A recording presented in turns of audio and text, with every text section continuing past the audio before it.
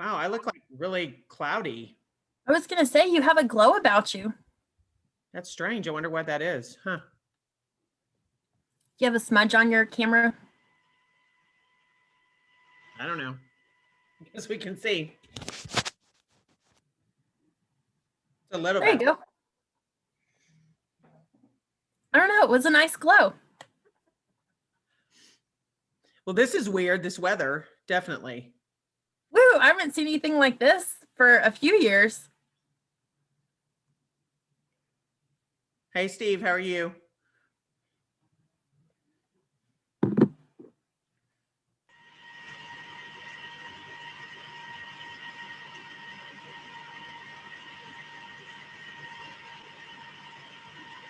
So, Amanda, we won't have any public hearings tonight because we're not having any cases. So, Right.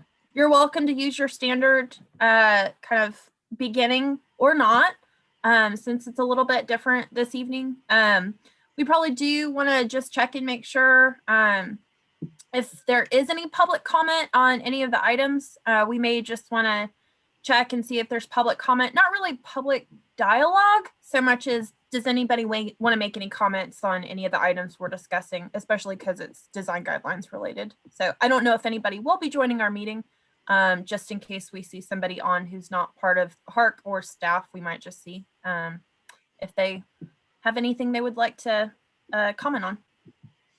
Okay, I could probably just kind of read it and shorten the script and say, because we're not having any public hearings this evening, but if there are people who want to make comment on the items that are discussed today, we'll ask at that time or something like that. Great. Yeah, that'll be perfect.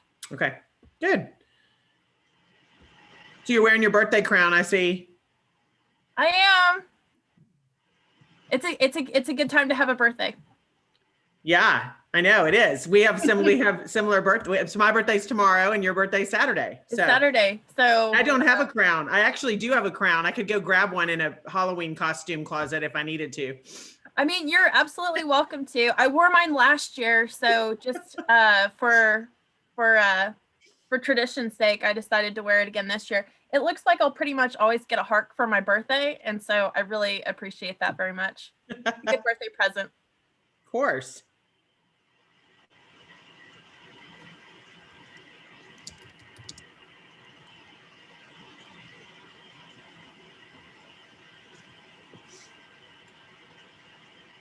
I did hear that District 6 may be out of their power, may be affected possibly. So I think Pam's in 6. I don't know if that's okay. I'm not sure how everybody's wired. That goes beyond my technical knowledge. I know that Sophia has a power outage currently, and she is in a different part of town. And so if we have a quorum, we can proceed. It is kind of as a cautionary.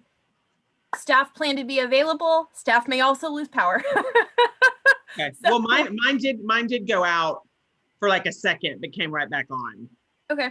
Well, and we'll just do the best we can. We're not hearing any cases, so nobody's project is going to be disrupted. And in the event that we have technical difficulties to the point that we're just not able to successfully move forward with this meeting, we can just everything can be pushed to the next meeting.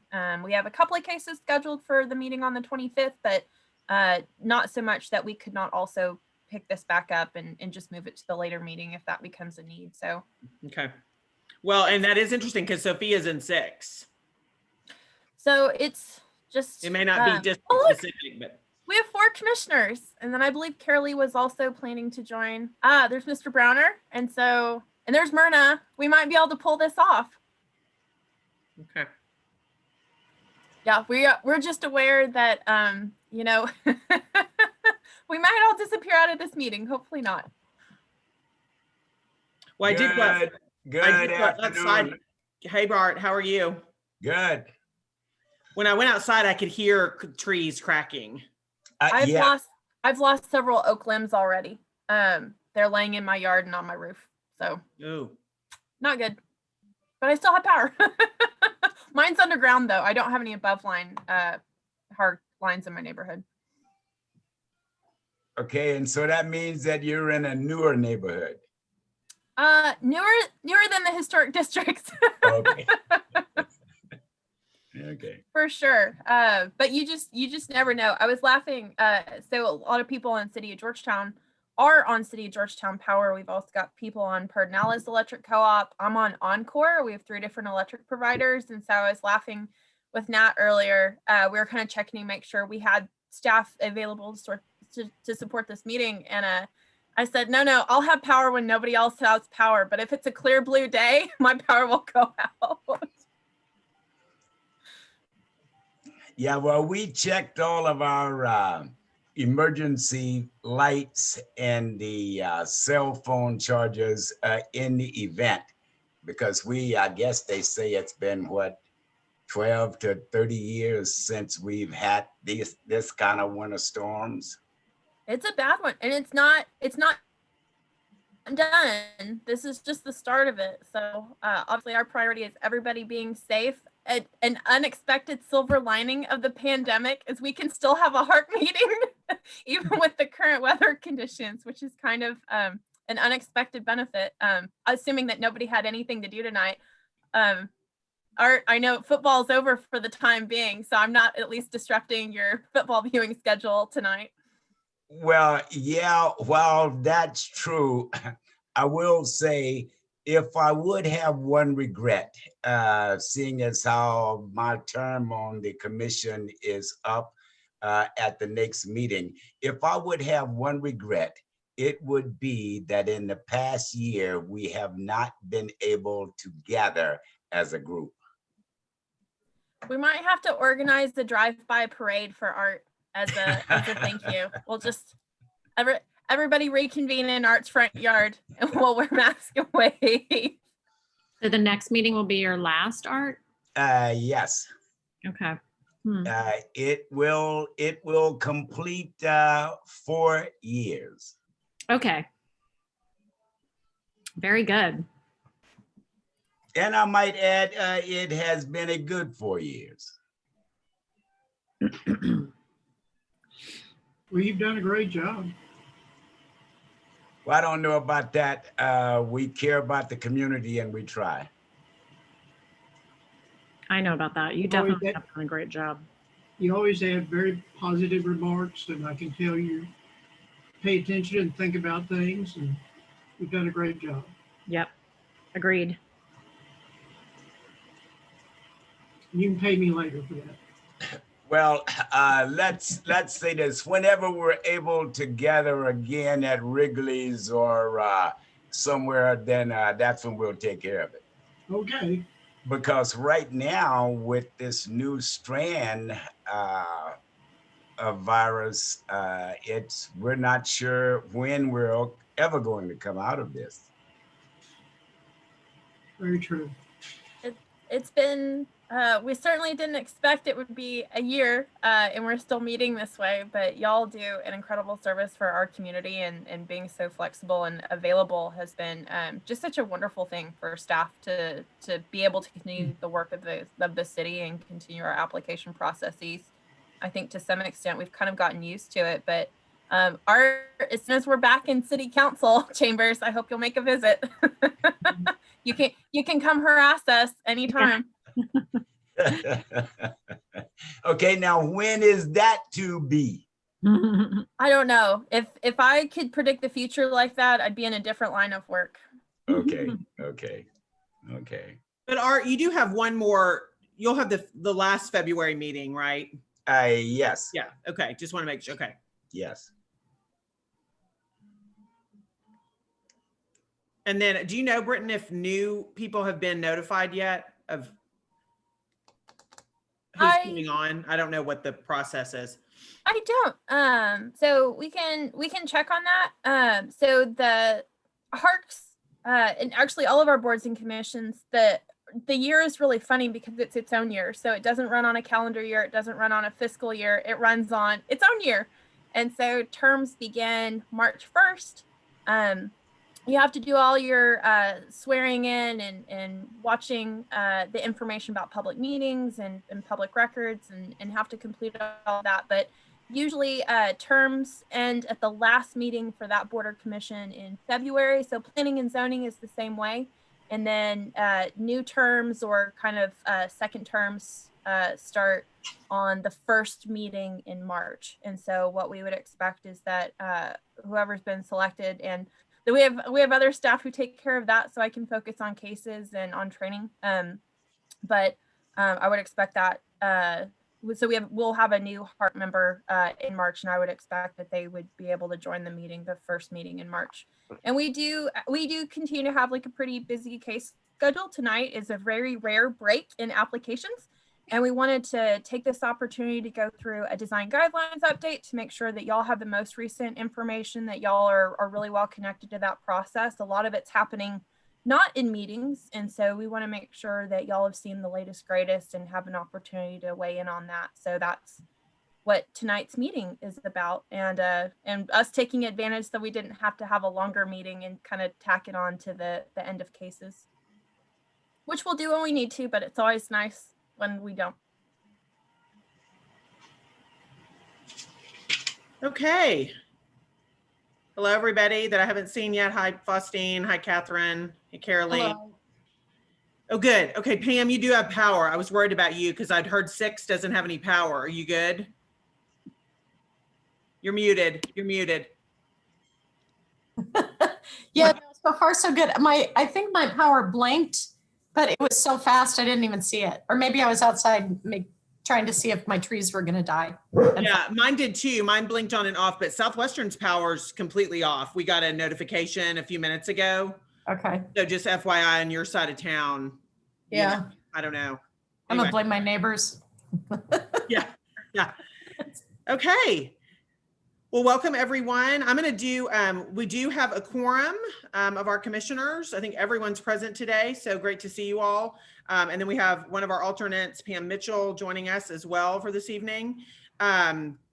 We do not have any public hearings tonight. And so I'm going to do just a quick rundown of our opening and then we will get started. But I have to first ask about the tiara. There are February birthdays among us. So Amanda's birthday is tomorrow and my birthday is on Saturday. And I've been wearing my tiara because the planning department staff very graciously sang me happy birthday this morning. And it's just kind of my birthday tiara. So I wore this to the Harc meeting last year because it was on my birthday and I decided to keep the tradition alive. Well, I was But just Amanda's wondering. birthday is first. Okay. But well, happy Britton did not fill me in. I do have a tiara, but Britton did not fill me in on the memo there. So You anyway. should be wearing it. Thank Okay. you. All right. Let's get started. Wait, I just want to show, I have my love glasses just in case you need them. Perfect. So, Love it. I'm not- Love it. Nice. Love it. Okay. All right. Good evening. The time is 6:02 p.m. and I would like to welcome everyone to our meeting of the City of Georgetown Historic and Architecture Review Commission. The Historic and Architecture Review Commission, appointed by the mayor and city council, is responsible for hearing and taking final action on applications for certificates of appropriateness based upon the city council adopted downtown and old town design guidelines and the Unified Development Code. This virtual meeting format is different from the regular meetings at City Hall, but we will still follow a similar meeting format. Tonight, we do not have any cases that are a public hearing. So we're going to move forward with some updates from staff and some reports from staff. If anyone is on the phone or would like to make any comment on the items that are discussed tonight, please either let us know in the chat or I will ask after we've gone through the items if anyone has any comment that they would like to make, but this is not a public hearing. So we will move forward with the agenda.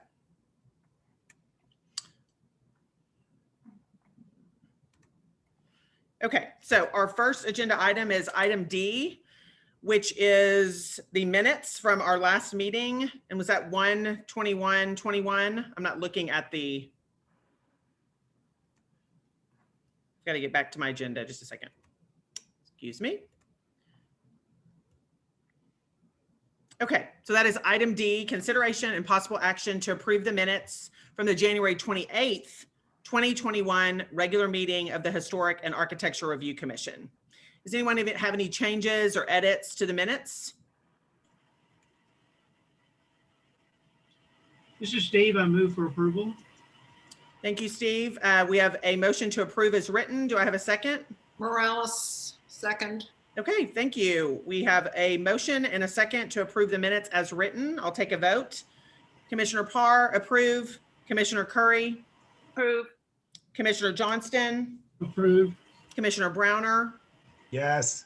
Commissioner Hyde, Yes. Commissioner Morales, Yes. and Commissioner Nunn. Approve. All right, thank you. That motion carries. Welcome, Robert. I hadn't seen you before. We also have our second alternate here, Robert McCabe. Welcome. Oh. Okay, moving on to our next agenda item. And this is an update from staff. So Britton, you want to go ahead and take it away? Thank you so much, Chair. Britton Bostick, Downtown and Historic Planner for the city. Thank you all so much for being here tonight. We were concerned about the weather, but so glad to see everyone's face here. We really appreciate y'all joining us because we don't have any cases tonight. And what we wanted to do is take an opportunity and a break in applications. We have them, they're getting ready to move forward, but we didn't have any ready to move forward for tonight. So we wanted to make sure that the Harc commissioners were up to date on the latest and greatest about the design guidelines update project. Y'all know that this is a really important process because our design guidelines are the key feature that we use in order to share information with the public about the importance of historic preservation, but it's also the tool that we use to review certificates of appropriateness. So I want to get started with a little bit of housekeeping. We know that there are some power outages around town. We want to make sure that we all are staying safe, and staff want to be able to support the commission fully. So if for some reason somebody has a power outage, we've got 3 staff here who are able to kind of manage the meeting. We've got some backup, but in the event that we have some severe technical difficulties, just know that we'll be able to pick this back up at the next meeting if we need to. But hopefully everybody's going to have power to help us get through. This shouldn't be a terribly long meeting. And so if there are technical difficulties, just hang on and we'll see if we can kind of reroute for each other and get presentations back up. So this is also not something that y'all are voting on tonight. It is something that we are looking for feedback. And so because it's not a voting item, we want to make sure that all 9 of you have the opportunity to participate. So alternates, y'all are used to not being able to vote or make comments during legislative items. But in this case, we look forward to your feedback if you have it for us tonight. And please feel assured that you are able to participate in this discussion. So as we do that, we wanted to let you know that the planning department has completed its annual report. If you did not know, the planning department issues a report annually to let the community know what we've been up to. And we have a special section of it just for downtown development and historic preservation. So I thought it would be good to start the meeting by recapping all of the work that we did last year. So for 2020, we had 72 certificates of appropriateness. That's kind of an average number. Some years we go into the 80s, some years it's a little bit lower, but 72 is about normal for how many applications we see in a year. So we get about 6 applications a month. Now that's for Harc review and also for staff review, or what we call HPO review. That's the Historic Preservation Officer. That is Sophia's position with the city as the planning director. And so we had 32 applications that were Harc review. Y'all were very busy last year. And then 38 applications that were reviewed by staff. Out of that, we had 22 commercial signage applications. Y'all did not see the majority of those because the majority of those are reviewed by staff because they comply with our design guidelines. Y'all see signage when the proposed signage is either larger than the design guidelines allow for, or it has a lighting style or other component that is not consistent with the design guidelines. So y'all don't see signage as much as staff do, but we do see a lot of it. We had some business turnover due to COVID in the downtown, particularly on the square. And so a lot of that signage is for businesses that were kind of newly coming in as lease spaces became open over the last year. And so we also had 33 Non-residential development request, signage is included in that because signage is for commercial.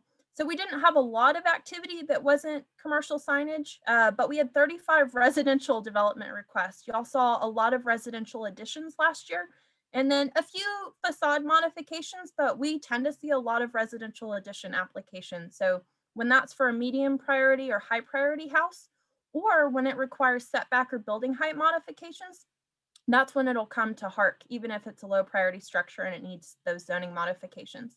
And 14 of those were the residential building additions. So that's kind of what we saw last year. But scrolling down in the report, we had 23% more applications, our COA applications, go to you for review than we did in 2019. So y'all actually had a bit of a busier year in terms of the number of applications. We are really excited to be able to share with you that we improved the application review time by 57% last year. And so what that means is that we are able to help people get through the process, to complete the required paperwork, to submit that paperwork, to be able to review that, provide comments, and then to have enough information to bring those applications forward to Harc for review. And so we've been able to streamline that process a bit and get applications in front of y'all a little bit faster than we were previously. So that's a lot of hard work by the planning staff. And so we're glad to share that information with you. I think it's really helped to serve our community for people to be able to achieve that in a good, timely manner. And so the other big thing that happens, so that's for all applications, that's staff review and also for Harc review. But we've also been able to decrease the number of days on average it takes for an application to be scheduled for Harc. And we reduced that by a little over 3 weeks. And so really where those improvements have been made is we make sure that we meet with people ahead of their application as much as possible. We go over the project requirements, we go over the documentation requirements, and help our customers to have a more successful application process. And that's been able to have some time improvements too. So I think that's really kind of working well for everybody. And people who are going through the process seem to be generally pretty pleased with how quickly they're able to move through things. We don't speed people through a process because we're just trying to hit time deadlines, but it is important that people feel like they are moving through in a timely manner. For one reason, it helps people to want to engage in the process, especially if they think that it's going to be a good experience for them. So we supported the construction of 14 new businesses and 7 business expansions. And so a lot of times if you see a new business come in, a little bit of the time it requires exterior modifications, but a lot of the time it requires interior. So we've seen some building interiors on the square change in this last year, and you might see that with some of the new businesses if you're downtown. One of the things that we do that y'all see quite a bit of in the staff reports, but you may not see a lot of otherwise, is that we provide a lot of assistance in historic property research, and we've been able to help more than a dozen people understand the history of their property better. That's so important to good stewardship and to sharing the great stories of how our community came to be and how our historic properties came to be. People are getting really interested in the story of their home or the story of their building. And that is such a fun thing for us to be able to do. So that's part of the work that I really enjoy for sure. And then because of COVID, we had to make some changes to our celebration of Preservation Month in May. And we moved that to an online talk series, just kind of a series of webinars. That was a way for people to engage with our local history, see some really fun photos. And then at the last one in May of last year, I brought in Ann Evans, who's the reference librarian at the Georgetown Public Library, and has incredible knowledge of local history and a lot of great stories to share. She and I have continued that series as Tuesday Talks. So on the first Tuesday of every month, Ann and I get online and talk about things that interest us, tell stories that we think are fun, and show some of our favorite photos. And that's had a really good response. We've had over 1,000 total views of our webinars last year. And so that's been really exciting for us to have people interested in learning more. And again, we think it really helps with good stewardship of our historic properties. And then a couple other things that y'all haven't necessarily seen, but we wanted to make you aware of. we've partnered with the city's home repair program for the first time to provide home repair assistance to 2 structures in the historic districts. And so that was kind of minor work, a work that didn't need to go to Harc. In one case, that was a repainting. In one case, it had to do with some foundation work. And so, but we were really pleased that those efforts and that resources being also provided to the historic districts, because we definitely know we have historic homes in need of repair, and we have property owners that really benefit from that assistance. So that is our department report. That is kind of a fun thing for us to share every year and let people know what's going on. So if y'all are interested in learning more about that, you can check out the report link and see what the rest of the planning department does, which is really good work in a very busy Georgetown. So the other thing that I wanted to share is an update. We don't do this very often, but I noticed that we had a few projects that had completed. So I wanted to show you what some of the project outcomes have been in the last year. Britton, can I ask you a question really quickly Oh, sure. about the first part, Sure. about the annual report? Do I need to go back to that screen? No, you don't. But my question is, I think many of us who've been on the commission know that there were some council directed concerns about Harc a few years ago, and things that were asked to be changed and improved. And I'm assuming obviously council gets this update, but I just want to be sure that we are making sure that they're seeing these specific things that you pointed out, specifically the time that the review time for applications, how many more COAs we've been able to see, but that staff has also been able to improve their review time and also decrease the average time that people are moving these applications through. I think that's in my opinion exactly what the Harc discussion was about a couple years ago. We've moved meetings to twice a month. So I just wanted to hear a little bit about how council is reviewing this. I know they see a lot of information in their packets, but I would hate for them to miss these tidbits that I think are exactly what they directed, Harc to do in improvements. So can you or Nat speak about that a little bit? Sure. So we just finished the report. You're getting it kind of hot off the press. I love to be able to share stuff with y'all early. One of the things that we do, so this report is made available publicly. It's not just internal to city staff. And so anybody would be able to see this. I think you can also go to the planning department's website at planning.georgetown.org and be able to get a link to that if it's difficult for some reason to link out of this agenda, but that is shared upward. And so as part of our updates, we kind of share that with the city manager's office, let them know how we're doing. And then the city manager's office is usually communicating with council and sharing the information, especially, and I think this will be important. We're rolling into design guidelines update next. And so I think this is important for us to also be able to share as part of the design guidelines process. That was council directed also. And just being able to share that we heard that direction and we are finding ways to achieve that direction and be sure that we're implementing that direction, I think is always good. And that's probably kind of an area that we'll be able to take those results and pair them with our design guidelines update and share, like, here's where we've been able to make process improvements, which is, I think, a better outcome for Harc commissioners. I think we've made improvements. I hope we've made improvements that have improved y'all's experience in your decision making and your confidence in that decision making, but also that's helping our applicants to really successfully engage with the process and know that this even if they're not getting a decision that is kind of in line with what they're asking for, because we aren't always able to get to a yes. We aren't always able to make a finding that it complies with the requirements for approval, but being able to do so promptly, I think, is important so that people are able to kind of move on with what their alternative options are or kind of what their next steps might be, whatever that decision is. Okay. Well, thank you. Kudos for, your work in this and, to the commissioners as well. But, I love to see that, they asked for some changes and some improvements, and now we have measurables to show that. So I just wanted to point that out. We have some commissioners that maybe weren't aware of, of those things, and that we, we're asked to make some changes, and we have, and I just appreciate y'all's work. So thank you. And I'll be sharing that with the council people that I speak to, making sure they understand that, that those changes have been made due to y'all's good work. So thank you.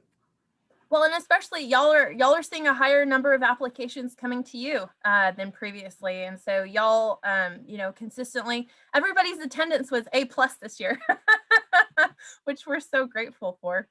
So speaking of approvals and projects, I wanted to kind of take a quick minute to show you what did people present as their project, and then what did the project look like. I think it can be really helpful to see what the difference is between a drawing or a rendering and final outcome. And we're always hoping that they're all the same thing, but sometimes what looks like in the drawing might be a little bit different, or sometimes they're the same. Sometimes it's a little hard to figure out, especially if we don't have a 3D drawing. So I wanted to be able to share that with y'all. This is a project at 1205 Walnut Street. This was right behind Gus's Drug on University. And so this is a project that came to y'all kind of earlier on last year as an infill project. There had previously been 2 structures here that Harc had approved for demo, and then went through a process of demolishing 2 houses and then rebuilding 2 new houses. And so this is how it turned out. It's a little bit different angle, but I'm going to go back. You can see a front door, a larger double window on the left, a smaller window on the right, and then that dormer with the 3 smaller windows, a carport on the left, and then here it is in real life. And so that's how that project turned out. And that completed construction a couple of months ago, I believe, and it's currently inhabited. And so this is also, there was a salvage requirement for a property on 14th Street. And so these 2 houses is where some of that wood went that Harc had required the salvage of. So if you're curious where that wood floor went, I showed you photos of a wood ceiling that had been installed, and it's in, I believe, this house here on the left. And so this is the house next door. It's 1207 Walnut Street. Harc approved this. I think back in 2019, the application was submitted in 2018, but I think it was a 2019 approval date. And so this is what it looked like. Now, this was a kind of a watercolor rendering, which we don't see very often, but it's always really great to see. And then here's the house, which turned out very similar. And so kind of the similar, I'll go back. You've got, again, that you've got a gable with kind of that window at the top. You've got a double window on the right, a triple window on the left with the porch. And then here we are. And so this is another infill project at 1002 East 14th Street. So if y'all remember, the first application was for a demo for the previous structure. It was kind of a 1960s era house. It did not have architectural features that made it kind of identifiable as a particular style, and it was not in a condition where saving the house was kind of consistent with kind of preserving architectural buildings of significance. And so y'all approved a demo and then also an infill. And so this is also kind of from a side angle, and the house is not finished yet, but here it is currently as it's kind of wrapping up. They've got the brick and wood siding installed. They've got the windows and doors installed, the roof on, and things like that. And so I'll go back. We've got kind of a wide front porch. We've got a second floor with a dormer window. We've got brick as well as wood siding. And then it's a little hard to tell the difference because it's all painted white, but there is the project in process. And then this one was kind of an interesting project. It's a small addition to the rear of a house, but it was a space with a second floor, a little window up top, and that gable feature. And this came to Harc as an addition to the street facade. And you can see there it is tucked back behind the house. So if you're curious kind of how this project might come out or what that might look like, here it is. So they've completed the project and it's kind of back at the end of the driveway behind the house. And so that kept a lot of the similar features that they had proposed. They said it would essentially have the same siding, same roofing style, similar paint color. And so that was how that turned out. And that's over at 405 East 10th Street. And then this one I thought was really important to show because it can be really hard sometimes to picture what a screen is going to look like. I think we've all kind of seen screens that are very dark and very opaque, and then screens that are more transparent. So we had an applicant Oops, I needed to change the bottom. This is actually over on South Church Street. And so they had said they wanted to screen their front porch, but would leave the front door unscreened, and that the screen would kind of be minimal visual impact. And so here again, I should have changed the street name. I apologize for that. This is on South Church Street.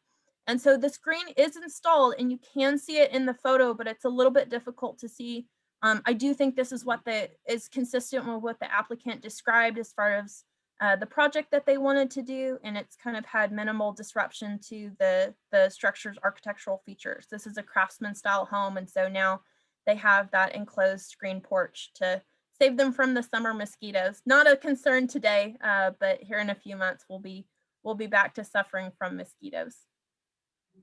Does anyone have, that completes that presentation. Does anyone have any questions about that I can answer before we move on to our design guidelines survey and kind of get to the heart of the matter?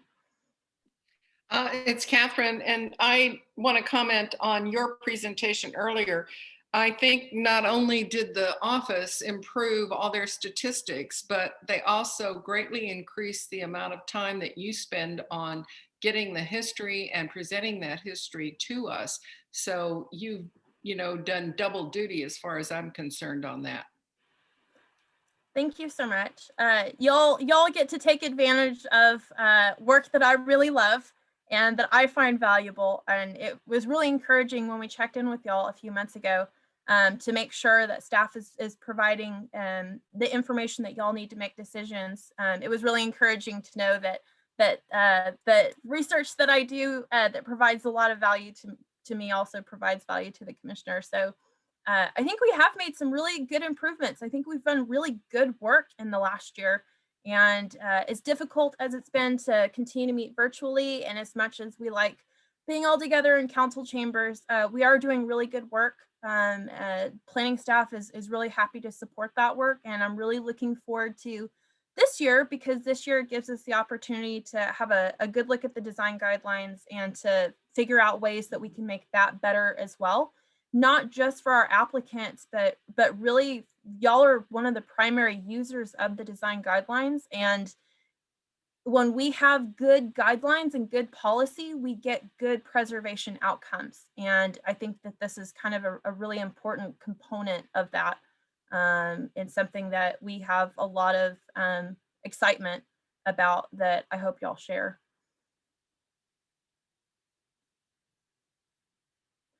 All right, so we had an open house back in December, and as we've gone through the project, so I can't believe this has been going on since September. Where's the time gone? But we hired Post Oak Preservation Solutions in September, and then they kind of presented to y'all, met y'all back in October, if anybody can remember that far back.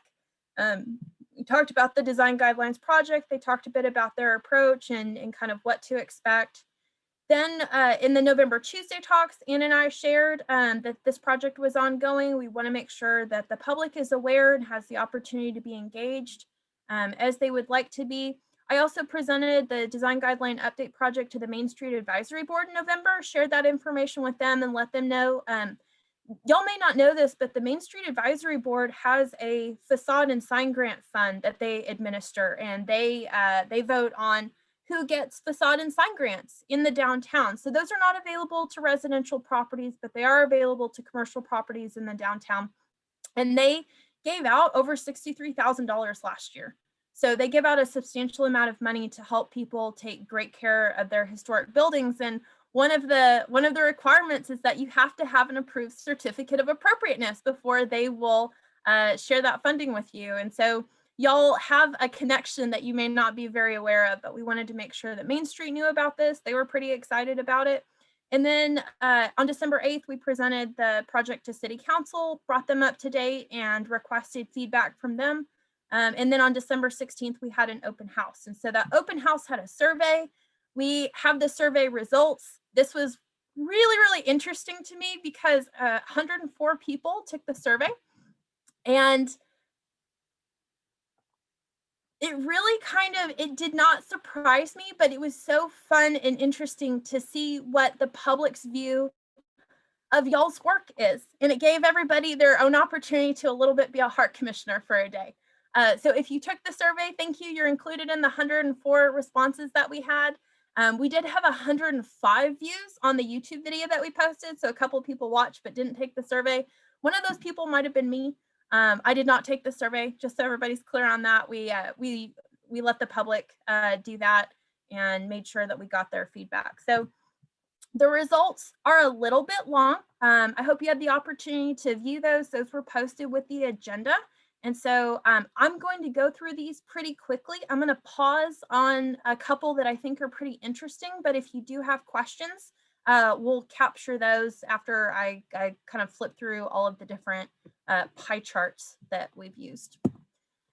And so we had questions about residential infill. This was one that people thought really fit well for the most part. 95.2% said, yeah, that's fine. Less supportive of things that look more modern. And so it turns out kind of a takeaway from this is that if changes or new construction have traditional features and elements and are of a similar size and scale to what's in the historic district or what's nearby, people were pretty supportive of it. But projects that were very modern or very contemporary, people were not as supportive of generally. And you're going to get some difference of opinion, and that's really what our community is about. We kind of all view things differently, but for the most part, people were really wanting to see things that were a compatible size, compatible features, more traditional features, and less kind of those current. And then also this one, a lot of people thought was a little bit too much crowding, but I think people were also responding positively to some of the traditional characteristics. Those are the front porches, they're the traditionally proportioned windows, the gable features, things like that, that have similarities, but a little bit crowded.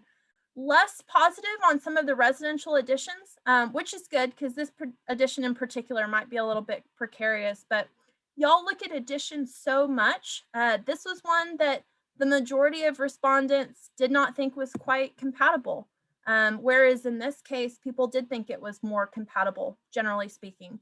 And so kind of looking at where additions go, in addition to the rear, had one of the highest positive response rates with 96.2%. So if an addition fully to the rear is something that most people said, yes, I would be in support of that. And I think that's part of protecting historic character. When we get to commercial, we're really focusing on the square itself. Y'all know we love our square and it really shows. So when we ask questions about infill, when we ask questions about things that would be compatible on the square, the majority of people were supportive of this style of building as infill, but not everybody. We still had a third of respondents say, no, this is not a compatible building design. Kind of the same for taller buildings. We didn't have as much of a positive response for those taller buildings. And then again, going back to these very modern or very contemporary designs, whether they were in Old Town or whether they were on the square, those did not have nearly as much support from our survey respondents. And then you see that here again, a more contemporary building was not something that most people found to be compatible. When we look at rooftop bar additions, and this is something that we have seen before, it's something that we are likely to see again as people try to maximize the available space and also the flat roofs that we have. The majority of respondents, 72%, were not as in favor of this rooftop bar addition. But what we did see is that if the rooftop addition were set further back from the facade, that was something that the majority of people were in support of. And then this one was a little bit interesting to me because 40% of people thought that this, no big deal. And then looking at a second floor addition to one-story building, that was something that most people were in support of and found to be compatible.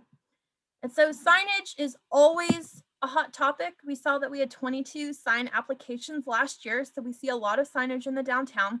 And signage came down to, I think, really the size. For the most part, people are in favor of smaller scaled signage, especially compared, I think, to the building facade. And so this sign was way too large, according to most of our respondents. this sign was a much better scale sign size for the building. This sign was kind of getting a little bit closer to having more support, but a lot of people still, I think, found that it was too large. And then we had more support for the smaller scale sign that had the individual sign letters. And that's a style of sign that we do have in the downtown currently. Below canopy signage had good support. We do have a lot of below canopy signs. Those are really helpful to catch the attention of pedestrians. It's hard to see the top of the building sign when you've got an awning or a canopy over your head and you're walking down the sidewalk. And then also this hanging blade sign or this projecting sign was something that people, the majority of people found to be a good fit, although about a third of people, again, didn't find this to be quite as good of a fit. And then this larger sign was something that I think people responded in not as positive a manner and probably too large at this size. The vertical blade sign did get 72% support. And so that was interesting to see. That's a sign style that it can really be very attractive. And it's a sign style that for some of our buildings that have very decorative fronts and not a lot of space for a sign to be applied to the facade of the building, this can be a good solution. And we have some design guidelines specifically around the size of a sign like that. The second floor window sign, just the kind of the vinyl applied to the window, that was something that 88.5% of our survey respondents said that that would be just fine. So that was kind of interesting to see that this kind of minimal signage that's easily applied and removed was something that was generally supported. And then also kind of this smaller sign had about 2/3 of people were in support of that. This painted wall sign was something that also had a lot of support. We don't see as many painted signs because we don't have a whole lot of building facades that will accommodate this, but especially on corner buildings, that might be a place where people would be able to do that. So the next steps, what we're doing next is we'll have the draft of the updated design guidelines ready for review and comment. We're expecting that in April, so we're still a couple of months out. And then we'll need to return comments for final edit. So before this document is complete, everybody will have a chance to look, to make their comments, ask questions. We'll get feedback from not only the Harc commissioners, but also from the public. And then you will have the opportunity, this is one of your roles as kind of laid out in our development code, you will be making a recommendation to the city council formally. It will be a vote. You'll be making a recommendation to city council on whether or not to adopt the design guidelines that are updated. So it's a process that we don't often go through for Harc to make a recommendation to council, but this is one of those great chances to do that. And then ultimately council will make the decision on whether or not to adopt the design guidelines. And so that's kind of the process next. We wanted to make sure that we had a chance to talk to y'all about this early on so that if you have concerns, if you have thoughts, not just for this meeting, but also over the next couple of months, you're welcome to reach out to staff and share those. Or if you know someone who might be interested in participating in the project, and would like to speak to staff, we want to make sure that we're available. But it'll probably be April before we have that document ready for everybody to take a look at. So I'm going to pause there and see if there are any questions or if I can provide additional information. If there was anything that anyone wanted to go back to, and then I have a couple of questions just to make sure I get feedback from y'all. Thanks, Britton. Does anyone have any questions or comments for Britton right now? Britton, it's Catherine.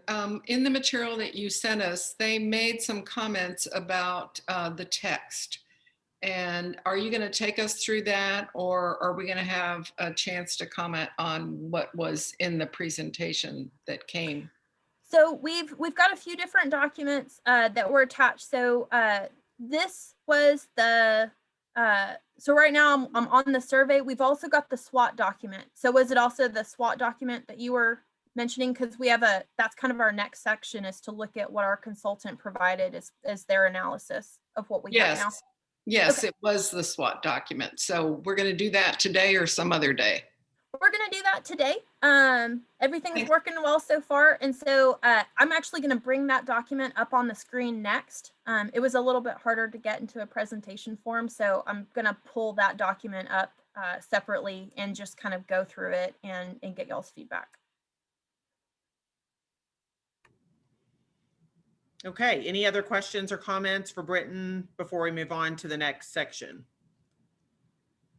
If y'all have anything that surprised you in the responses or stood out, happy to hear that. If not, I said at the beginning, I didn't see any big surprises, but if you were surprised or have questions about something, we want to make sure we catch that.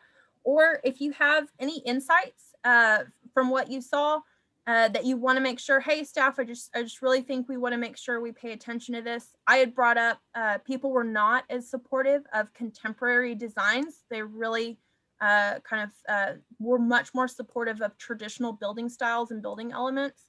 But if you have anything additional that you want to make sure that we're aware of, we're happy to take that in. Hey, Britton, this is Terry. Yes, ma'am. I saw you showed, or they showed, a picture of a contemporary design in a residential setting. I don't remember, was there one in a commercial setting as well? I think Yes. there was. There were two. So there was this commercial infill, and the location that they put this, the magic of Photoshop. When they made this presentation in the open house, they said, these are just hypothetical. We're not trying to remove any I know. buildings. These are not real projects. They look very realistic, yeah. They did a great job. So this was the first contemporary, and this is the one that over 90% of our respondents said, no. Right, that scared people. And then the other contemporary design, which was, it's not, if you look kind of across the street facade, there are a lot of one-story buildings on the south side of the square. And this is, it's about a two-story building height. You can see that compared to the two-story buildings to the left, just a little bit taller, but 97% of our respondents said that this is not something that would fit. So there was not a lot of support for really contemporary commercial designs. Where that was a little bit different, and where I think it's worth pointing out is, I don't know that I would consider, they asked about a one-story commercial building addition. An addition. This is not something I would necessarily call contemporary. It has a lot of traditional elements. Those are particularly the window proportions and the simplicity of the facade. It's not styled like a Victorian period with the cornice and all of that, but this is something that over 90% of the respondents said was something that they thought would be just fine. And so, but it also maybe doesn't read the same as kind of some of the other contemporaries did. Yeah, no, I think that one looks a lot different to me too. But I'm thinking of the wine place that Gary Wang put in. Yes, we call it the Watkins building because Watkins Insurance is the owner, but then Cork Wine Bar is also on that ground floor, and you see their sign. I call it the wine building. No, I'm just kidding. I am fine with that. Okay. No, I mean, that one to me, it kind of, it's fairly contemporary, but for me, it blended in really well. Whereas the images here are a little less blended, you know what I mean? And so I'm curious what most people think about Gary's building or the Watkins building. You know, would they feel the same about that? Or, you know, we didn't ask really, but right. guess The you don't know. responses, just to be kind of very open, the responses that I've heard have generally been very positive to that building. Now that it's complete, you know, it's we can see it there in place, and it's got its signage and it's finished. And so I've heard generally positive responses to it. I think one of the big differences between that building and then this building and this building is that the Watkins building did use kind of a full brick facade, and the proportions of the windows were, I think, more reflective of traditional window proportions. Okay. Yeah. Some more current buildings are. Yeah. And did they replace a building there, or? They went into what had previously been a parking area. It was an empty lot. Okay. Yes, ma'am. Okay. All right. That was just something I thought of when I was looking at the presentation the other day. So Thank you.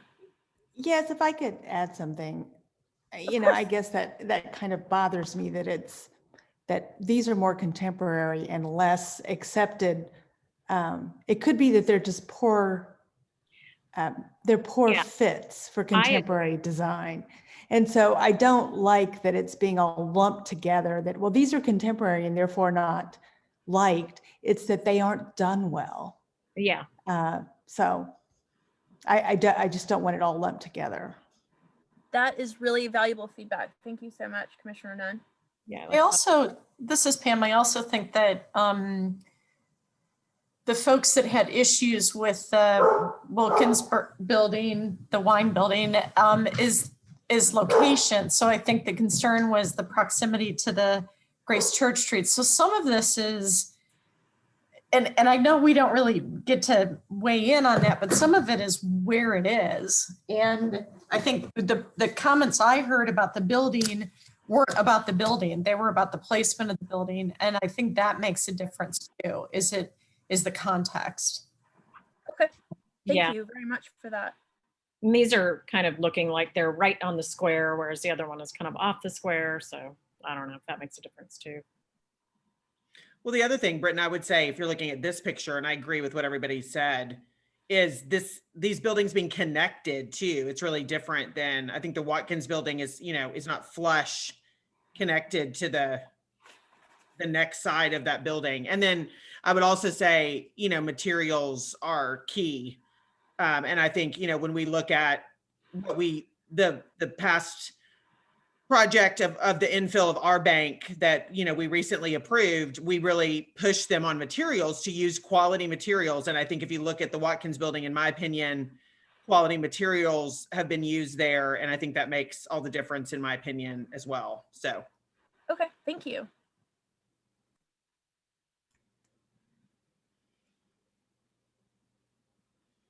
Okay, anything else?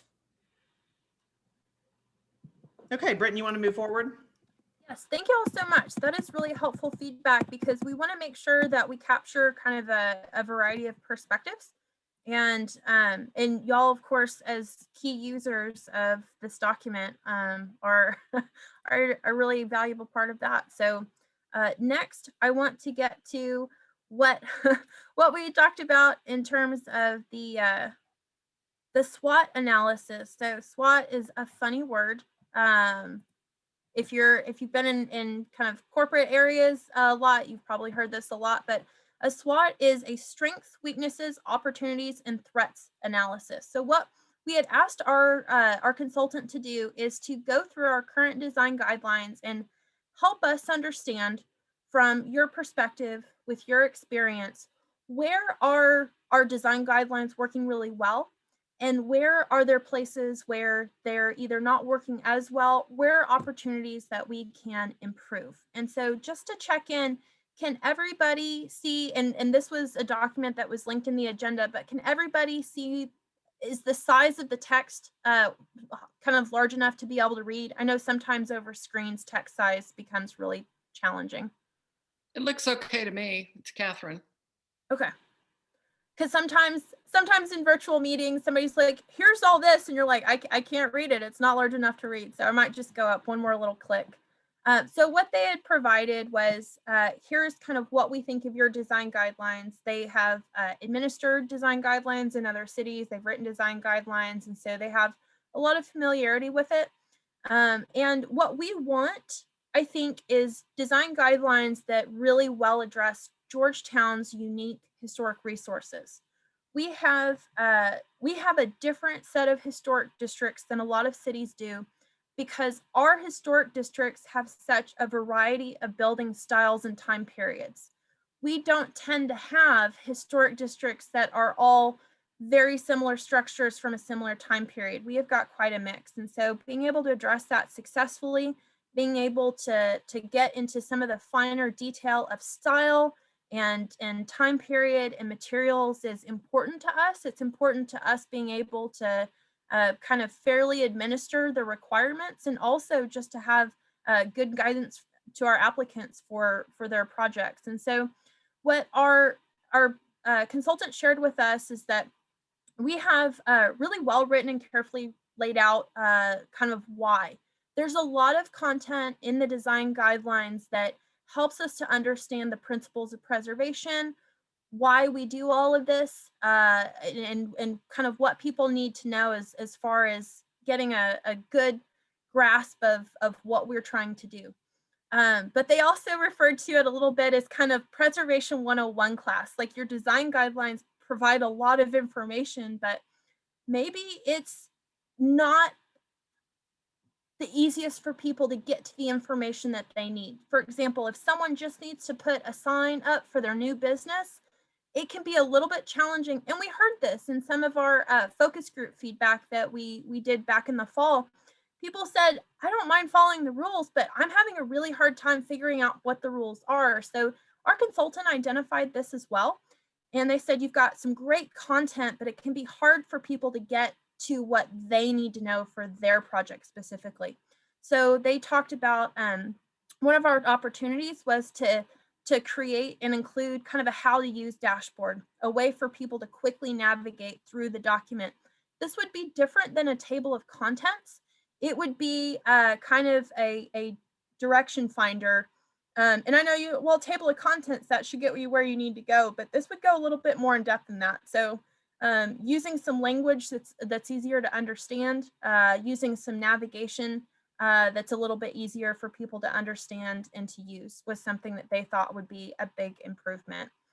They then went through kind of a chapter by chapter analysis. We've got 14 chapters in our design guidelines.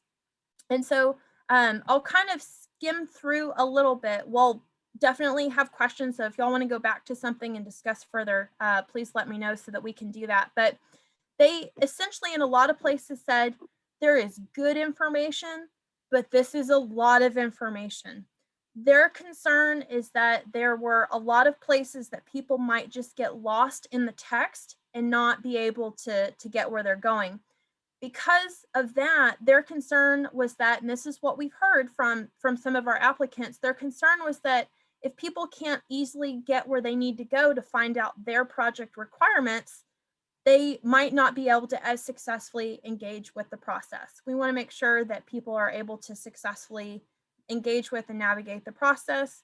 And staff is here to provide a lot of assistance in that, but we don't want to make it too hard for people. And so that was kind of a lot of the analysis that they provided. And also kind of looking at the sections, they really wanted to take an approach that kind of re-looked at how we give guidance. Right now, in their view, we have good content, but the organization and the order of that content to them was a little bit backwards. In their view, it's a lot more clear to go from big picture to smaller detail. And our design guidelines currently start out really in chapter 4 with design guidelines for architectural features. So you're starting with this very fine level of detail about what you do with windows, what you do with openings, what you do with doors, what you do with historic brick or stone, what you do with historic metal or wood. And they kind of thought it would be a little bit easier to navigate if you start with the big picture, things like relationship to the street, where you put a building on the site, where does parking go? They talked in the open house presentation, they talked about if you can get the streetscape right, then a lot of the rest of it kind of falls into place much more easily. Those have to do with issues like mass and scale and getting that right. And so they really wanted to look at how can we kind of organize this in a way that helps people to move more successfully through the things that they need to know. So if you have a project that you need to go through the whole set of requirements, then you would be able to do that. If you have a project that is just a really fine level of detail, for example, if someone's just requesting to replace their windows, they have the opportunity to see the big why behind it, but they can also jump ahead rather than trying to get people to, at the very end, see the big picture, if that makes sense. And they also, some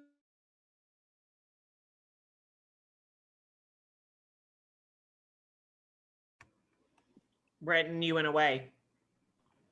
Residential structures and commercial structures tend to be differently designed, have different materials, and have different preservation needs. And so that's what we've seen repeated a little bit as we go through some of these chapters.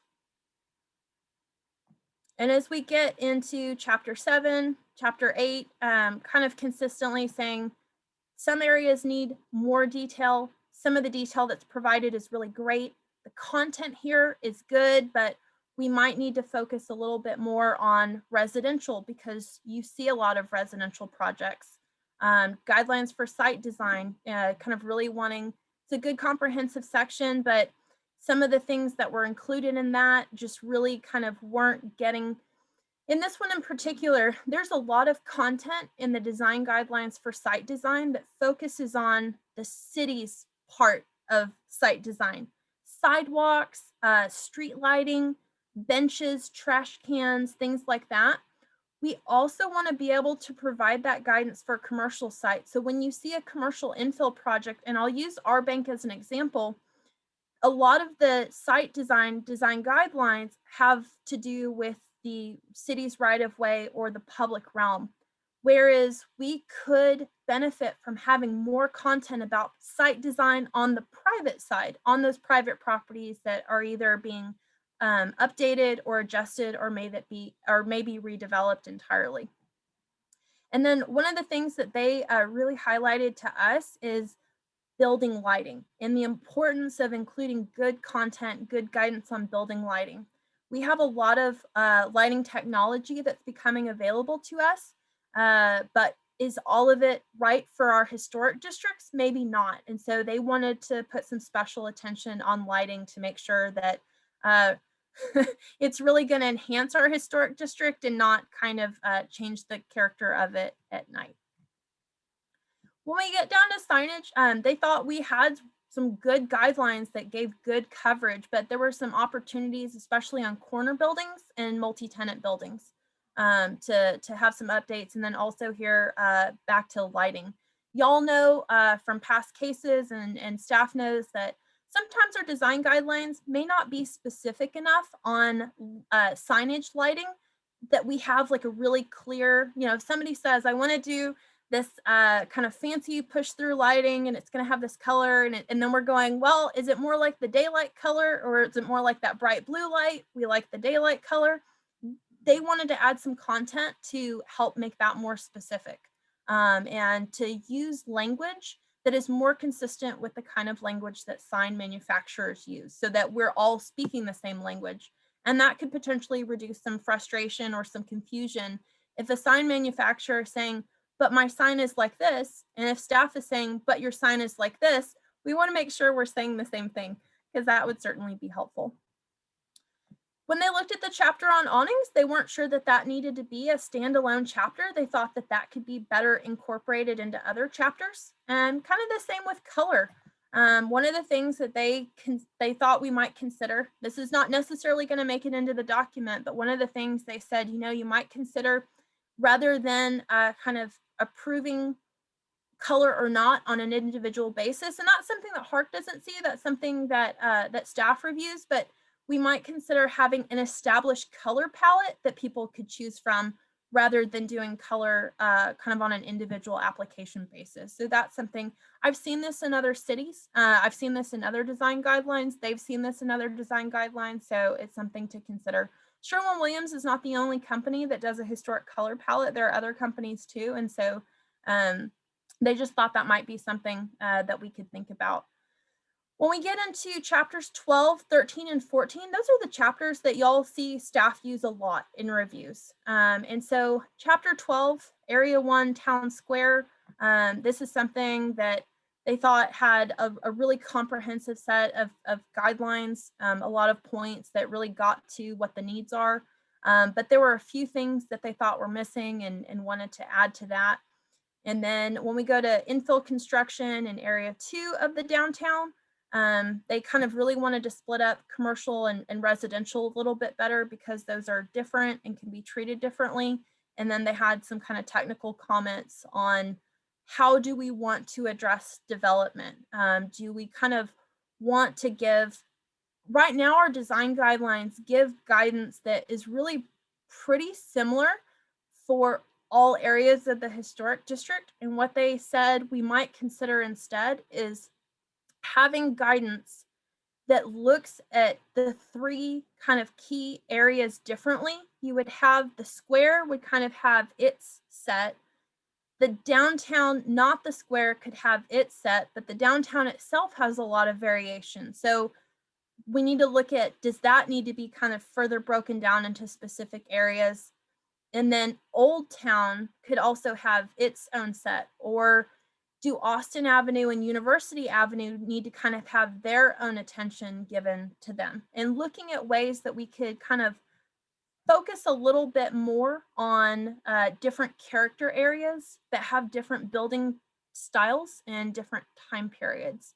And so in the infill in Old Town, that's where they were really thinking, rather than just saying infill in Old Town, we might just kind of focus there on residential, because chapter 14 has a lot of commercial illustrations, and they think it could be really beneficial to beef that up. And y'all may remember this, maybe not. Harc has not always reviewed infill construction for residential. There was a time not that long ago that you could build a new house in Old Town and there were no COA requirements for it.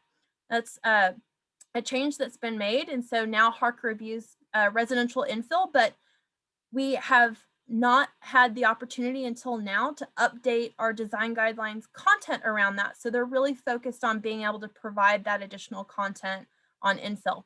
The last couple of times y'all have seen an infill application, you may have noticed that there were only 3 design guideline points that staff could kind of provide as a point of review. And they're going to add to that so that we can get into things like window styles and roof pitches and things that get a little bit more specific so that we have that good guidance on infill projects. We don't see a lot of infill. We see about 3 or 4 a year, but 3 or 4 a year is definitely something that has a big impact on our historic districts, and that we want to make sure we're carefully considering when applications come forward. And so the appendices, the parts that we don't read a whole lot, but are still really valuable to the process. They thought our appendices are really good. But one of the things that they mentioned is maybe making some language adjustments that just help people who are not as familiar with the building trades to kind of better understand what's being talked about and kind of break the language down a little bit better for folks. So that is all 5 pages of the analysis by our consultant. You may have noticed that there aren't threat sections, and that's because threats was kind of the one part of the SWOT that wasn't necessarily a great fit for the analysis. So we're really kind of focusing on strengths and weaknesses and where there are opportunities for adjustment. The reason that this document is important and the reason that we're bringing this to you and asking for some feedback is because this helps set the guidance for the consultant as they move forward with this project. And so if they say, hey, these are the things that we've seen, these are ways that we think we can offer some improvements, and we say, good to go, that's the direction they're going to go. So one of the reasons that we wanted to ask if there are any sections that y'all need clarification on, or are there any weaknesses, opportunities identified that y'all have some hesitation about, it's so that we can convey that to our consultant and say, you know, hey, we see that you provided this analysis in the SWOT, but our Harc commissioners really had some hesitation about these particular pieces of it. So can we go ahead and work through that and see what a good solution might be? So that concludes what I was going to talk about. I'm happy to take feedback and also questions if y'all have them. Okay, thanks, Britton. What questions or comments do we have for Britton on this review of the guidelines? Steve? You did a great job. Thank you very much. I'm sure that was a lot of work. My pleasure.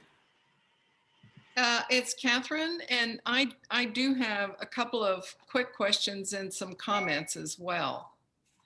The first is, currently you can find these guidelines online. Correct. But they're not tagged, indexed, or searchable, are they? No, And that's, so basically right now, the online version is a PDF document that's posted to the historic.georgetown.org website. And it's broken up into the different chapters. So it makes it a little bit easier to navigate, but it's not a document that has a lot of online capabilities at the moment. And that's one of the things that we're kind of looking at, is knowing that most people will access this document online. How can we make it more user friendly in that online platform? Okay, so my recommendation is that it be fully HTML tagged and indexed, and that way you wouldn't have to do any artificial separations between residential and commercial, as long as you labeled it and tagged it as this is relating to commercial and this is relating to residential. It would be a lot easier for people to use, and also with good indexing and tagging, you can find exactly the, chapters that relate to you and what you need. And I think it would improve homeowners' use. Great, thank you. The other thing I want to comment about is, you know me, I'm always talking about two things. One is lights, and the other is what I refer to as air rights, but could be called views or blocking of views.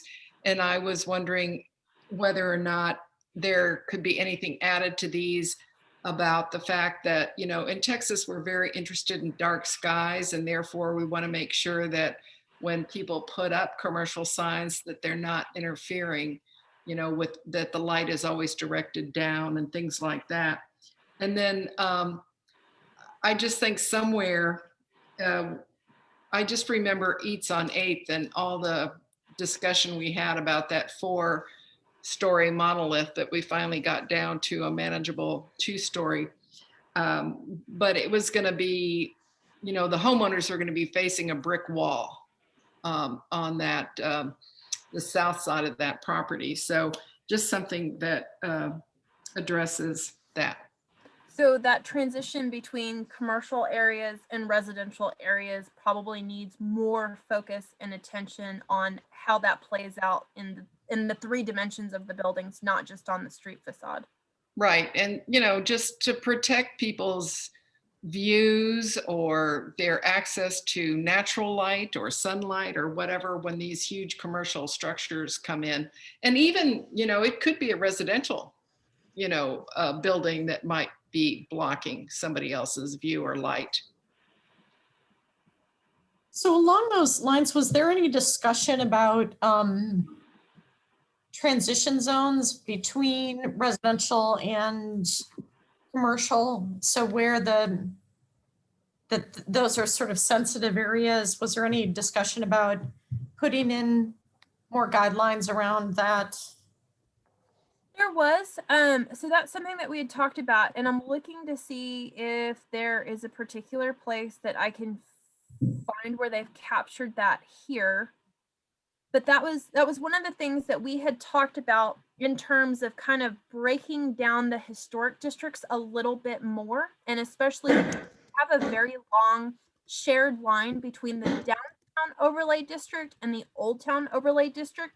And they do have a little bit different requirements. They have the same design guidelines, but from a development code in kind of zoning stance, they do have different requirements. And so they are looking at ways to kind of address in finer detail those areas that can be really challenging if you're looking at new construction, or even if you're potentially looking at addition. So it's something that we've talked about, but it seems like, and I think this would be good just to reiterate, especially I think along that downtown Old Town district line, kind of the need to carefully treat that area, because we don't want too sharp of a change between those homes, which are not always 2-story. A lot of times those are 1-story structures. We have a lot of very old historic homes right there because that was so close to the original town square. And so it sounds like we just need to reiterate with our consultant to pay special attention to that transition area, unless there's another transition area that y'all think it's not just the Old Town downtown line, it's also somewhere else. I mean, that's the most obvious, but it may be applicable for any time you have commercial butt up against residential. I mean, I had this in my house when they were trying to build a 4-story apartment complex at the end of my street. And they were looking for, I mean, I still have lighting issues because, and this was the second point I was going to bring up, was about the dark skies. It's not just the signs, but it's also the parking lot lighting that I have a street light that doesn't even go off because the light from the building next to it is so bright. So I want to support whoever brought up, I think it was Kathy that brought up about the dark skies. Well, and I'm glad to hear that lighting is something that not only they've identified as a real need for us to address more specifically, but that's something that y'all would like to see addressed more specifically. You know, it can be, lighting is sometimes something that is later on in a project. For commercial sites, we do have kind of lighting review requirements. And so, but they've pointed out, and kind of rightly so, our design guidelines themselves don't give us a lot of content around lighting, whether it's through signage or whether it's through site or parking lot or building lighting, other things like that. And being sensitive to what y'all are saying, I can definitely see a need for us to just reiterate that to our consultant. Okay, Britton, couple other comments from me. I'm looking at the page, it just happens to be here, and it's talking about materials. Section on materials is vague. There may be some other areas where we're talking about materials, but I think, we're finding that, we're talking a lot about materials and, again, the use of quality materials and quality materials that fit within the fabric of downtown and the overlay. So I think just making sure that we don't have anything that's vague about materials. And again, I don't know how much we want to specify. I don't think we want to get into telling people, what materials they can use, but possibly the type, natural versus synthetics, things like that. I don't know if that's been addressed more specifically anywhere. Well, I think they wanted to address materials a little more specifically in two ways, though. So in one way, looking at, and this comes up a lot, y'all see this a lot. So sometimes when people are looking to replace siding or wood features, sometimes the wood has deteriorated a lot and they're looking for a different product. And they may be asking, you see Hardy Products is the most common. That's a brand name. That's not kind of a material type. It's usually like a fiber cement product or a fiber composite product that when painted has a very similar appearance. Now, for some communities, if it was wood, they want it to be wood. For some communities, as long as the finished product has the same appearance, the siding has the same profile or a very similar one. So historic preservation is always challenged by this question of materials. And there are people who specialize just in materials because it can be such an important topic to historic preservation and what the goals of the property owner are. So what our consultant is looking at is kind of twofold. One is council direction on looking at opportunities to make materials replacement and repair more affordable and more accessible for some homeowners. And then also we have the opportunity, and our consultant's aware, but it sounds like it's well worth reiterating, on new construction in particular, making sure that those materials are compatible with, consistent with, and represent the real texture of the fabric and the quality that is already represented in our downtown, so that those building exteriors are compatible and not kind of standing out because they have a very different appearance that is not blending well with our historic fabric. Yeah, I think yes. I mean, I don't think we want to micromanage everyone's project. That's not what I'm suggesting, but I do think just some clarity around materials. And I think the infill is a good, that's where we're typically finding these issues is in infill.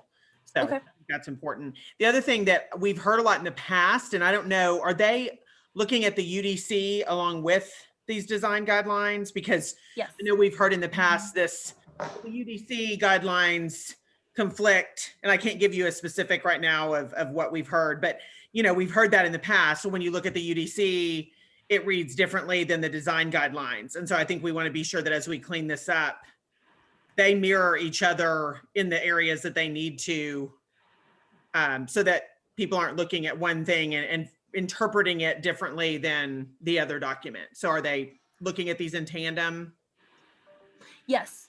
So that is part of what we've tasked them with is particularly in regard to signage, we want to make sure our UDC gets updated more frequently than these design guidelines too. So a little bit, we want to make sure we're looking far enough forward that we can address things that might be coming in the next few years. But we also want to make sure that the current requirements that we have in our zoning code and in our development code are complementary to our design guidelines, so that we reduce that confusion. Sometimes there's confusion because there can be a lot of requirements for a project, and the more paperwork you have to go through, the more difficult it is. And sometimes it really is where, well, for example, there are some places where the design guidelines say this is something that's Harc approved, and according to our development code, it's not. It might be approved through a different application process that doesn't come before Harc. So we're looking at cleaning up those areas, and we've asked our consultant to go through our development code, which they have, and then also, kind of help us figure out where those things are in conflict so that we can address that. And they're also, I think, helping us to understand not only are there ways that we can adjust the design guidelines to fit, but are there any places that the development code might need to be adjusted to fit the goal that we're trying to achieve with the guidelines. So it should be kind of a two-way street. That process isn't complete yet, and so I don't have that information to present yet, but I do anticipate that that'll be kind of an upcoming topic of discussion, is where we anticipate making some adjustments based on exactly that, matching up the UDC and the design guidelines for consistency. Okay, perfect. And then the last thing that I'm seeing here, again, just because you have it on this page, that we do not regulate paint colors. I'm wondering if there's any, thought behind, something in the beginning of this document that's sort of this is what we do not look at, so that you don't have people looking through, looking for items that they don't even, need to come to Harc or the HPO for, things that we don't regulate. Sort of a beginning of, you don't need to go through this whole document to understand that we don't regulate your paint colors, or, any of those type things. Okay. And I do think it's the searchability that Catherine brought up would be great. If not, if that's not an option, which I can't imagine why it wouldn't be, I do think splitting the commercial and the residential, so that, again, people are not having to dig through, I'm looking for, something on commercial versus residential, or I just want something on windows, but there's something that they can navigate in the beginning that puts them right to that section. Thank And that's you. all I have. Anybody else? Questions or comments? I have an additional comment now that everybody has made some of their comments, and that is, over the past 4 years, we have seen people, and they tend to be architects or construction people or people that are doing these projects rather than the homeowners, come in and try and offer designs that are always pushing the boundaries of this document to get what they want. And I was just wondering, have you ever thought of having somebody do what I would roughly call a hacker's review? So if you have a system and you don't want it broken into, you hire a hacker and they try and break into it. Well, it would be good if we got, a designer, an architect, somebody who would be willing to read this and say, oh, I could get around this way, or I think this is ridiculous, or, oh, you're not giving me enough guidance here. You might have to pay somebody to do that, but I think it might be useful. I really appreciate that idea. That is not something that I had considered, and so I am writing that down. Okay. Thanks, Catherine. Yeah, that's a great point. Sort of assessing the risk of this document in a Right, right. You know who I'm talking about. All of us have seen the ones that come in and just push, and they push outside the edge and, you know, pray that we don't hit them back. But, and also, you know, it might be good to get some homeowners to read it just to see, do you understand this now? Are there terms in here that make no sense to you? And that's part of the, so when the document comes back to us for review, for public input, to get everybody's feedback, that's one of the things that we really want to have as part of that process, is to ask people, not necessarily like, what do you think of this one versus this one, but what do you think, can you use this one? And we would be asking people to help us out by, hey, let me give you like a quick project idea. If you needed to figure out what your requirements were based on this document, is that something that you can do fairly easily? Because if we come back with a document that our applicants still can't easily use, then that's not something that we've been able to achieve. That's a really important part of what we're trying to achieve. That's an important goal for us. And so we are going to be asking some people to help with that. We'll be asking y'all for that, but we're also going to be asking our community to give us that feedback for sure. Thanks.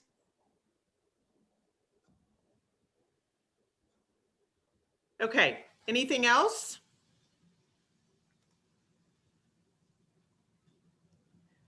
Well, like I said, this is not the end of the conversation. We just wanted to make sure that y'all were aware of where we are right now, that you had an opportunity to see the survey results, an opportunity to see the consultant's analysis and provide us with feedback. But if you think of something in the next week or so, or if you want more time to review, if you were busy this week and you're going to be snowed or iced in this weekend and have some extra time, please know that staff is available for you to communicate that information. We'll share your feedback with our consultant, make sure that we're going in the right direction. Because when we get to the end of our process, what will be the ask to you very specifically is, do you recommend approval to council of this document that we're planning to replace our current design guidelines with? And so for us to be able to do this successfully, for us to be able to get an improved version, a version that better meets our needs now and our needs coming up, then we really want to make sure that this is something that y'all have communicated very clearly to us. Yes, this is something that we support asking council to adopt. And you know, if there are areas that we need to discuss, we anticipate having the opportunity to do that. But right now we're kind of focused on giving guidance to our consultant to make sure they're headed down the right path and a path that's going to result in successful outcomes for us. So, Chair, that concludes my presentations for this evening. Okay, thank you, Britton. That's great work. I'm glad to see all this being updated. I think it's critical for us to move forward successfully. I didn't ask, and I guess I'll ask now, is Nat or Myrna, is there anyone on that's commented or on the phone? I don't see anyone waiting to comment on any of these items. No, ma'am. Okay, perfect. Well, thank you, Britton. That was all very helpful. Love the updates on seeing what our work actually looks like once it's completed. So appreciate that. Okay, so we're going to move on to item F, which is updates from staff. Nat or Britton, do you all have anything you want to fill us in on? I would like to embarrass Britton very much in two ways, and embarrass the chair too. It's also her birthday. But before I get to the second embarrassment, the first embarrassment I think is a compliment. It's meant to be a compliment. But as you mentioned, as you guys saw in those the planning annual report, that there's been a lot of improvement in performance. That is a result of the talent that Britton brings to the game in her ability to work with others. And she's a very efficient worker.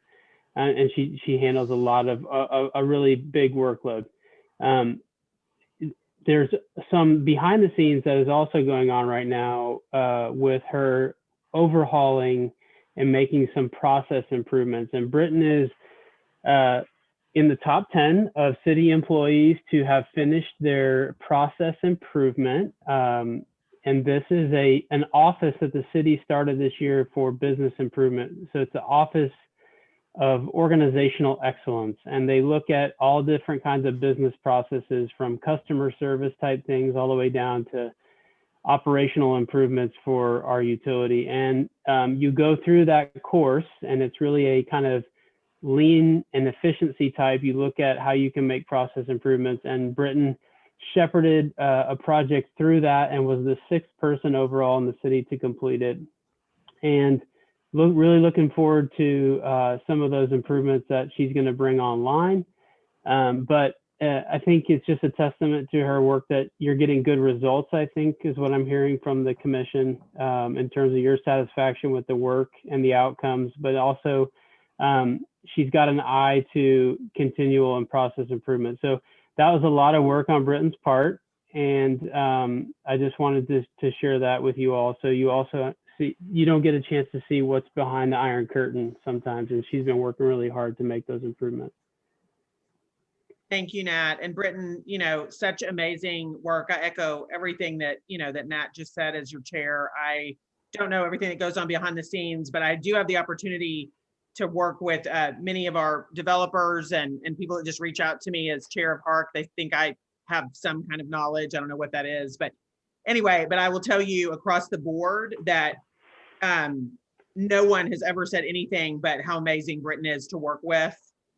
Whether the project gets approved or doesn't get approved, or it's really not even about that. It's just about the quality of the work. And so I echo Nat, and and that's why I mentioned what I said before, which is in the beginning, we need to make sure council understands that what they asked for has been received. I've always believed in Harc. That's why I serve on Harc, and it's why I chair Harc. But they asked to see improvements, and those are, we're making them. So I'll be yelling it from the rooftops as well. So thank you all for your work. Thank you, Britton.